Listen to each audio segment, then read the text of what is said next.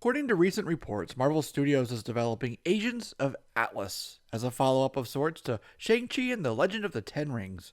According to a scooper named Thomas Polito for GWW, the Agents of Atlas project will spin out of Shang-Chi, where they're set to be introduced.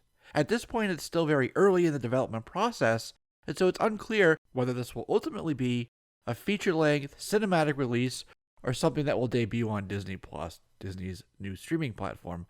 Let's talk about it. Before we do, I do want to thank you, whether it's your first time here or you're back for more, for watching JL's Comics. Don't forget to subscribe so you don't miss all of the content that we upload each and every week, just like this. Let's jump right into the video. The most recent iteration of the Agents of Atlas, dubbed the New Agents of Atlas, is a team that's led by Special Agent Jimmy Woo. Played by Randall Park, Jimmy Woo first came on the scene as an FBI agent in 2018's Ant-Man and the Wasp film, which saw him overseeing Scott Lang's house arrest. And his next appearance will be in the Disney Plus series WandaVision, where he'll presumably still be working for the government, possibly with SWORD, or perhaps another S.H.I.E.L.D. directorate, which could be revealed to be Agents of Atlas. So there's your first connection.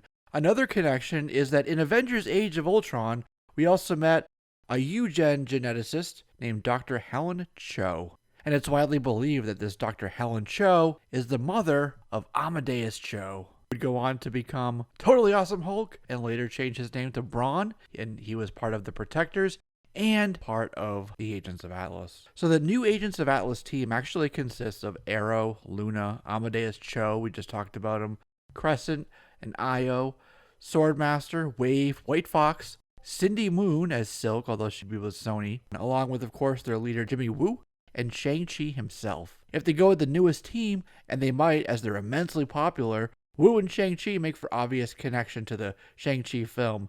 For more on the origin and the history of the team, check out the video, the link's right here. So while that's the new team, the Agents of Atlas as a concept have been around for quite some time, and they were retconned into being a team in the 1950s. An original team also led by Jimmy Woo featured Gorilla Man, M11, Namora, Venus, 3D Man, and Marvel Boy. These were characters that debuted in the late 1940s and through the 1950s. This original iteration was overseen by Mr. Lau of the Atlas Foundation, and they would frequently battle the villainous Yellow Claw. Yellow Claw was an archetypical villain, inspired in part by the Mandarin, and the Shang-Chi film is going to give us a look at the quote-unquote real Mandarin. This real Mandarin will be played by Tony Leung. So if you replace Yellow Claw with Mandarin, there's another connection to the Shang-Chi movie. We have Jimmy Woo already, like I said, but the direct connection with Shang-Chi and the Legend of the Ten Rings that was part of this latest rumor might in fact be the debut of Mr. Lau and his Atlas Foundation, possibly even as a source of funding for villains like Tiger Claw, Razor Fist, Moving Shadow, Ghostmaker, and the others who are tasked with going after Shang-Chi. Now, in terms of the new team, after the War of Realms, the team was in Madripoor, an island that will be making its debut in the upcoming Falcon and the Winter Soldier MCU series. And another connection is this. The Atlas Foundation is based out of San Francisco, California, and the Shang-Chi movie has slated the city as a filming location.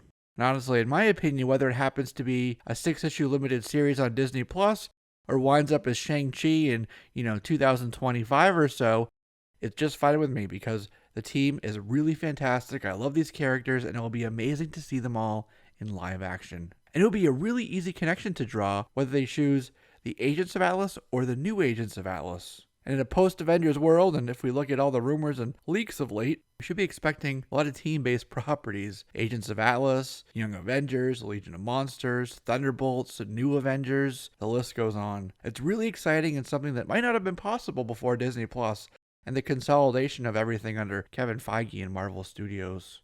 So if it does end up being Shang-Chi as a movie, Shang-Chi 2, it really sounds nice. You had Shang-Chi and the Legend of the Ten Rings, followed by Shang-Chi and the New Agents of Atlas. It just flows nicely. Shang-Chi and the Legend of the Ten Rings is set to be released on February 12th, 2021. It should start filming pretty soon, actually, in Australia. And as Agents of Atlas is still very early in development, it may even be the sequel. It'll be a long time before we hear about casting, scripting, and additional development and production details. But as those do come out, I promise you I will bring them here to you on this channel. The only question is Pete for Wave and Nadine for Wave. Which do you prefer? Let me know in the comments below.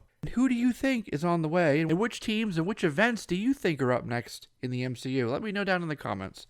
And don't forget to subscribe if you haven't already done so You can be one of the first to know when we upload content just like this each and every week. I'm Jesse, this is JLS Comics, and I'll see you soon.